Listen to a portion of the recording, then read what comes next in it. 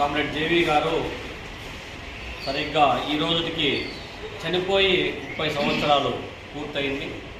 29వ వర్ధంతిని మనం నిర్వహించుకుంటా ఉన్నాం. కామ్రేడ్ జేవి గారు స్వగ్రామమైనటువంటి వీరప్రాయనపల్లె మండలం అనివెల గ్రామంలో జన్మించినటువంటి వారు కడప జిల్లా కమ్యూనిస్ట్ పార్టీ ఉద్యమంలో చాలా క్రియాశీల పాత్ర పోషించినటువంటి వాడు.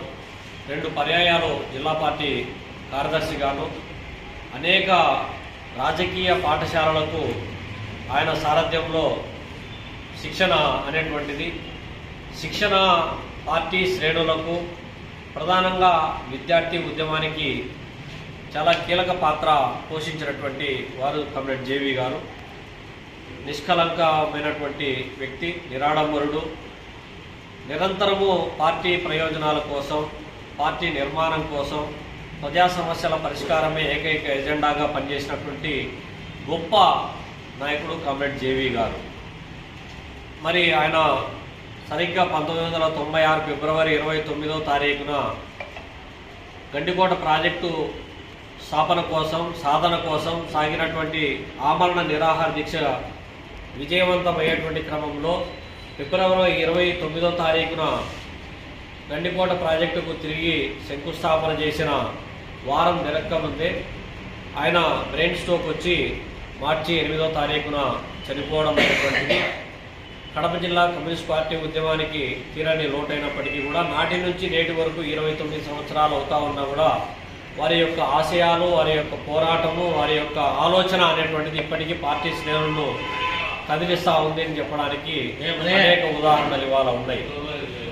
మనము కామ్రేడ్ జేవి గారి ఆశయం అంటే కడప జిల్లాలో ఉన్నటువంటి పెండింగ్లో ఉన్నటువంటి గాలేరు నగరి, హంద్రినివా, తెలుగంగ, రాజోలి లాంటి వెలుగొండ ప్రాజెక్టులో సాధన కోసం, 2వ దశ పనుల పూర్తి కోసము, పంటకాలుల నిర్మాణం కోసము, అదేవిధంగా కరువు పీడిత రాయలసీమకు నీటిపారుదల ప్రాజెక్టులకు నికర జలాలు సాధన కోసం పోరాటం చేయడమే ఘనమైన నివాళి అని చెప్పి సందర్భంగా తెలియజేస్తూ ఉన్నాం.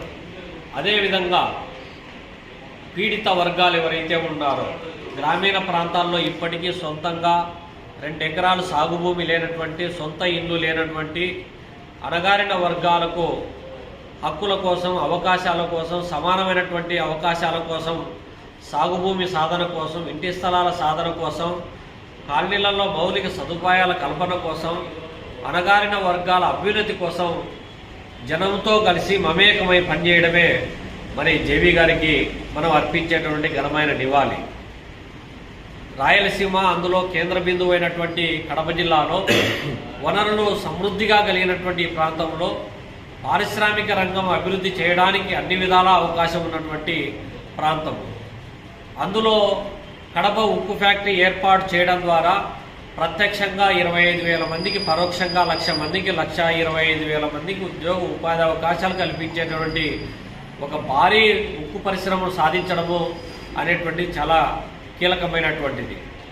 అట్లే పారిశ్రామిక అభివృద్ధికి అవసరమైనటువంటి నిధుల సాధనలో కూడా పోరాటం అనేటువంటిది చాలా కీలకమైనటువంటి పాత్ర పోషిస్తున్నటువంటి నేపథ్యంలో కడప జిల్లా సమగ్రాభివృద్ధికి అవసరమైనటువంటి నిధుల సాధన కోసం వ్యవసాయ రంగం, పారిశ్రామిక రంగం 2 కళ్ళు లాంటివి అనేటువంటిది ఏదైతే ఆలోచన చేశారో జేవి గారి ఆశయ సాధన కోసం మనమంతా కంకణబద్ధులం కావాలి. అట్లే పార్టీ నిర్మాణం చాలా కీలకమైనటువంటి పాత్ర పోషించేవారు. పార్టీ హోల్ టైమర్ వ్యవస్థను పటిష్టం చేయడంలో కానీ, పార్టీకి నిధులు పోగు చేయడంలో కానీ, నిధులు పోగు చేసినటువంటి వాటిని కార్యకర్తలకు సరైనటువంటి పద్ధతిలో వాటిని వెచ్చించేటటువంటి కార్యక్రమాల నిర్వహణలో కావచ్చు, కార్యకర్తలకు వారి యొక్క అవసరాలను గుర్తించి నిరంతరం ఎప్పటికప్పుడు